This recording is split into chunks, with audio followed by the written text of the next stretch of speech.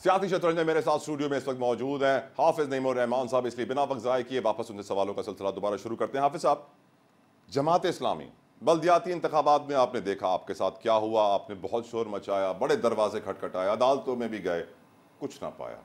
क्या मुस्तकबिल है जमात इस्लामी का सियासत में मौजूदा माहौल में? अच्छा, एक तो मैं आपको ये बात बताऊं कि हमने अब तक गिव अप नहीं किया।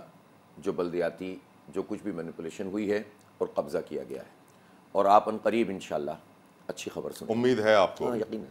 इसलिए कि जो नंबर्स भी ठीक हैं और हालात भी ठीक हैं, और मैं समझता हूँ कि अब ये रिवर्स गेज लगेगा कि जिस तरह से इलेक्शन कराए गए, और ये एक मिसाल बन गई कि अगर कराची के मेयर जैसे इलेक्शन कराने हैं तो फिर इंतखाब कराने का फ़ायदा क्या है। तो लेकिन उसके बावजूद हमने छोड़ा तो नहीं था। अदालतों में भी मौजूद हैं, सुप्रीम कोर्ट में भी मौजूद हैं, हाई कोर्ट में भी मौजूद हैं, जिद्दोजहद भी कर रहे हैं। और अब ऐसे मुझे अलामात नज़र आ रही हैं कि जिसमें पीपल्स पार्टी को पीछे हटना पड़ेगा। सर, जुल्फ़िकार भुट्टो का केस भी आज तक हाई कोर्ट में और सुप्रीम कोर्ट में चल रहा है। सर, सुप्रीम कोर्ट और हाई कोर्ट अनफॉर्चुनेटली उसी वक्त इंसाफ फराहम करते हैं जब सड़कों के ऊपर एहतजाज वसी होता है और ह्यू एंड क्राई होती है। बहुत बदकिस्मती है हमारे अदालती निज़ाम की। हाफिज साहब, नवाज शरीफ साहब सड़कों पे तो नहीं आए, उनको तो इंसाफ पे इंसाफ मिल जा रहा है। उसके लिए अलग से अरेंजमेंट होता है। ओके, वो फिर उससे भी बड़ा अरेंजमेंट होता है। यानी आपको इस बात पे यकीन है कि नवाज शरीफ साहब के लिए अरेंजमेंट्स किए गए हैं, खास प्रोटोकॉल दिया गया है? इसमें क्या शुबा है। वो तो बादशाह सलामत बनाकर लाए जा रहे हैं, लेकिन बनेंगे नहीं। मैंने आपके पिछले शो में भी कहा था। क्यों आप ये कहते हैं बनेंगे नहीं, जब सारा प्रोटोकॉल उनकी तरफ है? मेरा ख्याल है बनेंगे नहीं, और वो मेहनत उनकी होगी, काम कोई और, फ़ायदा किसी और का होगा।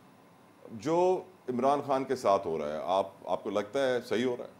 मेरा ख्याल ये ठीक नहीं है। लेवल प्लेइंग फील्ड की जब बात करते हैं तो इमरान खान साहब की अगर जो भी शॉर्ट कमिंग्स हैं वो भी कौम के सामने आएँ, और उनको कौम के सामने आकर फेस करने का मौका मिले, और जो दूसरों की हैं वो भी कौम के सामने आएँ। ये नहीं होना चाहिए कि आप एक को बांध दें और दूसरे को कहें रिंग में उतर जाओ, और बंधे हुए आदमी के साथ लड़ाई करके हाथ खड़ा कर दें कि भाई फला जीत गया। ना उस वक्त सही था, ना इस वक्त सही है। मैं समझता हूँ कि ये बिल्कुल गलत तरीका है। और जहाँ तक जितने एलिगेशंस हैं वो सबके ऊपर हैं। उन सारे एलिगेशंस की मौजूदगी में आज जरदारी साहब को जलसा कोयटा में आज़ादी के साथ नहीं करना चाहिए था। जितने करप्शन के उन पर इल्ज़ाम हैं, जितना पीपल्स पार्टी करप्शन में डूबी हुई है, उसके बाद आज़ाद कैसे घूम रहे हैं। तो जिसको चाहें आप एक छोटे से केस में कलअदम करार दे दें, नायल करार दे दें, जेल में डाल दें, और जब चाहें आप जो है वो करप्ट और जो डिक्लेयर्ड मुजरिम हो, जो अदालतों के ज़रिए से डिक्लेयर्ड मुजरिम, आज तक के स्टेटस में नवाज शरीफ मुजरिम है और नाअहल हैं, लेकिन उनको बादशाह सलामत का प्रोटोकॉल मिले, वो कबूतर उड़ा रहे हैं उड़जान की तरह।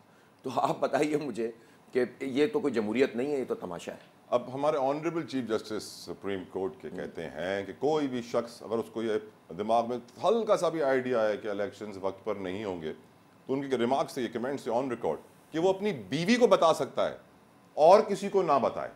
और आज चैनल्स के ऊपर ये प्रोग्राम हो रहे हैं, इलेक्शन कमीशन ऑफ पाकिस्तान को वजाहत देनी पड़ रही है, इलेक्शन कमीशन में दरखास्तें डाली जा रही हैं कि मौसम ख़राब है, लॉ एंड ऑर्डर की सिचुएशन ख़राब है, डिले किए जाए इलेक्शंस।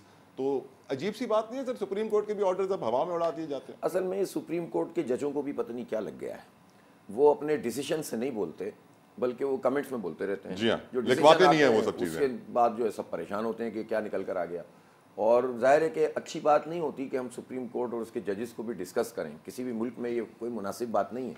लेकिन हम क्या करें, जो उनके फैसले इतने अजीब व गरीब किस्म के निकल कर आते हैं, होते ही नहीं है। लाखों लोग हैं इस वक्त मारे मारे फिर रहे हैं। आप बताएं ना, हमारा अदालती निज़ाम क्या है? हमारे अदालती निज़ाम में इस वक्त किसी गरीब या मुतवस्सित तबके के आदमी को इंसाफ मिलता है? आपके घर पे कोई कब्जा कर ले, लगे रहे आप, आपकी सिफारिश हो या आपके पास ताकत हो। 20-30 साल कम से कम। मैंने तो खुद देखे हैं ऐसे केसेस। अदालतों से बचपन से ही अदालतों का सामना करना पड़ा है, तालिब इल्मी के ज़माने से। तो मैं तो देखता हूँ कि इस बोसीदा और फरसूदा अदालती निज़ाम में इंसाफ नहीं है, बाकी सब कुछ है। हमारे सियासतदान, हमारी जमहूरियत हाफिज साहब, वो मैच्योर नहीं हो रही है।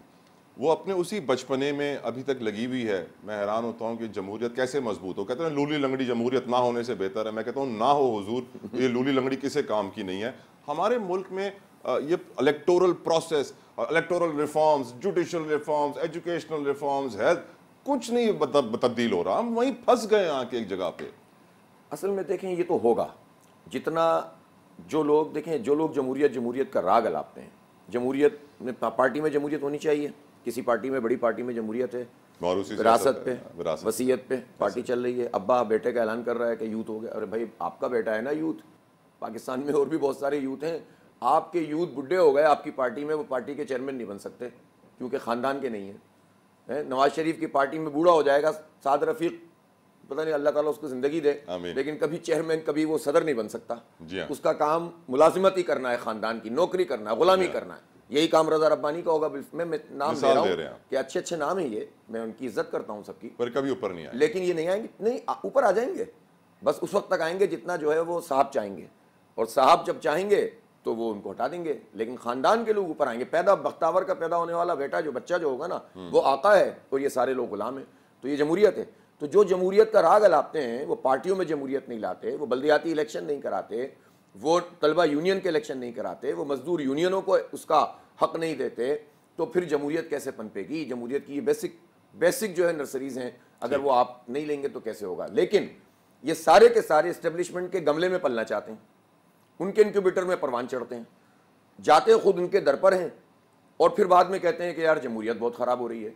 तो भाई थोड़ा सा अपने अंदर हिम्मत पैदा करो, कुछ वक्त गुजारो, और फिर उसके बाद आवाम के ज़रिए से आओ, तो खुद ब खुद इस्टेब्लिशमेंट को भी एक मैसेज जाएगा।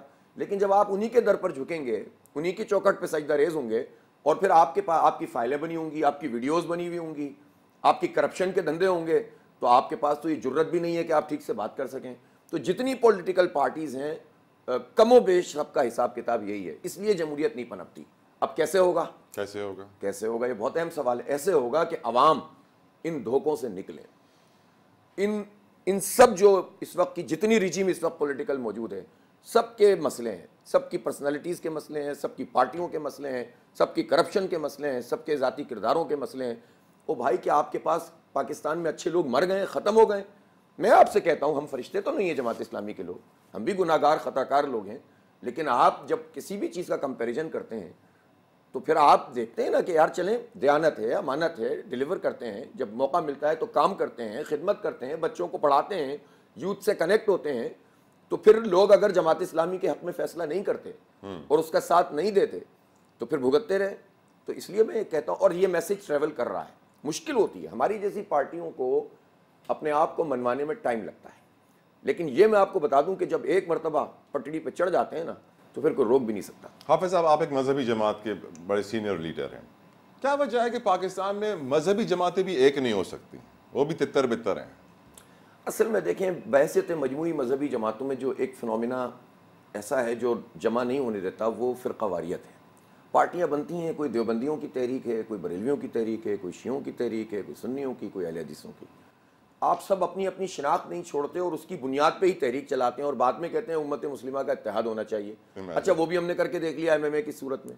तो जब लोग अपनी पोजीशन छोड़ने के लिए तैयार ना हो, अपनी फ़िरक़े की सियासत से दस्तबरदार होने के लिए तैयार ना हो, तो फिर कैसे उम्मत का इत्तेहाद होगा? तो वो इत्तेहाद भी चल नहीं सका। जमात इस्लामी में देवबंदी भी आ सकता है, बरेलवी भी आ सकता है, शिया सुन्नी अहले हदीस सब आ सकते हैं, और जमात इस्लामी में महाजिर सिंधी पख्तून बलोच पंजाबी सब आ सकते हैं।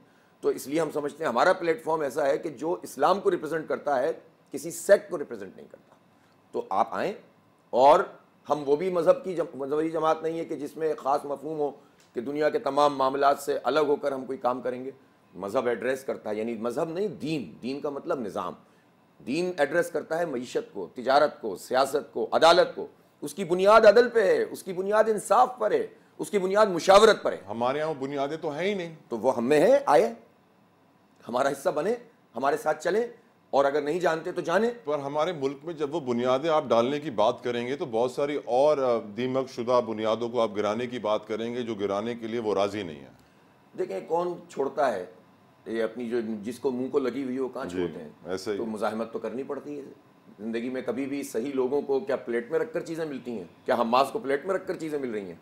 फ़लस्तीनियों को उनका हक ऐसे ही मिल जाएगा? वो तो कुर्बानियाँ दे रहे हैं, और अल्लाह करेगा इंशाअल्लाह वो कामयाब। आमीन आमीन आमीन। नौजवान कार्ड जो आज जरदारी साहब ने यूज़ किया, हाफिज साहब, वो आप भी काफ़ी नौजवानों को एड्रेस करते रहते हैं, और हम जानते हैं मुल्क की बड़ी आबादी नौजवानों पर मुश्तमिल है, पर सैडली वो नौजवान टिकटॉक, मनशियात, वक्त ज़ाया करना, दीन से बहुत दूर, गुम सा हो चुका है। कैसे उनको लाएं इलेक्टोरल प्रोसेस में? अच्छा देखिए, नौजवान के साथ ये सलूक किया किसने? जो नौजवान की बात कर रहे हैं, अब कराची की आबादी, सिंध का कैपिटल है, पूरे सिंध की आबादी आप देख लें, कराची की आबादी 3.5 करोड़ है। अव्वल तो कि गिना पूरा नहीं है। दूसरी बात यह है कि जितने 2 करोड़ के करीब यहाँ पर, उससे भी ज़्यादा नौजवान हैं 35 साल तक की उम्र के, उनके लिए तालीम का क्या मौका है? कुछ भी नहीं, उनका ड्रॉप आउट रेशियो देख लीजिए आप। बहुत ज़्यादा। तो ये आप यूथ की बात कर रहे हैं, तो आप यूथ को दे क्या रहे हैं? 15 साल से मुसलसल इक़्तिदार में नस्लें तबाह कर दी। MQM और पीपल्स पार्टी 35-40 साल से यहाँ मुश्तरका तौर पर हुकूमत कर रहे हैं। इन्होंने कम से कम हमारी 2 नस्लें तबाह कर दी हैं। अब ये तीसरी नस्ल भी तबाह करना चाह रहे हैं यूथ का नाम लेकर। आप बताएं ना मुझे, बर्बाद कर देते हैं ये लोग। तालीम छीन ली, सेहत की सहूलत छीन ली, रोज़गार छीन लिया, और उसके बाद करप्शन, लूटमार, मनशियात के अड्डे क्या इनकी मर्जी के बगैर चलते हैं? आप यकीन कीजिए, मनशियात का कोई अड्डा थाने की मर्जी के बगैर नहीं चल सकता, और किसी थाने का SHO पीपल्स पार्टी की हुकूमत की मर्जी के बगैर नहीं लग सकता। इस शहर में तो पुलिस पार्टियां घूम रही हैं चोरी डाके करने के लिए। जेरे तरबियत 2 करोड़ का डाका डाल रहा है। जब इनकी पीपल्स पार्टी की तरबियत ले लेता है तो कितने करोड़ का डाका मारता होगा? तो ये तो डाकुओं पर मुश्तमिल पूरा निज़ाम है। और ये बात करते हैं नौजवानों की। इन्होंने नौजवानों को तबाह कर दिया। इन्होंने बच्चों को पढ़ाया। 49,000 स्कूल हैं सिंध में। फिलहाल बताएं ना कि कोई एक स्कूल तो बता दे जहां पर वो अपने खानदान का कोई आदमी, क्या अपनी ब्यूरोक्रेसी का कोई एक फर्द भी हो जिसका बच्चा वहां पढ़ सकता हो। 300 अरब रुपए का बजट है, ये मेरे आपके टैक्सों के पैसे हैं। खाकर लूट गए और बोलते हो नौजवान बेड़ा गर्क कर दिया इन्होंने। ये नस्लें हम तबानियों ने देंगे इनके हाथों इंशाल्लाह। अब हाफिज साहब एक ब्रेक की तरफ मैं बढ़ता हूँ, और ब्रेक के बाद आके हम तफसीलन कराची को डिस्कस करेंगे। कराची का मुस्तकबिल क्या, MQM इत्तेहाद पे इत्तेहाद किए जा रही है, जमात इस्लामी के इत्तेहाद इतने नज़र नहीं आ रहे हैं, क्या जमात इस्लामी आने वाले इलेक्शंस में मुकाबला करेगी पीपल्स पार्टी का, मुस्लिम लीग नून का, MQM के इतने सारे इत्तेहादियों का? ब्रेक के बाद।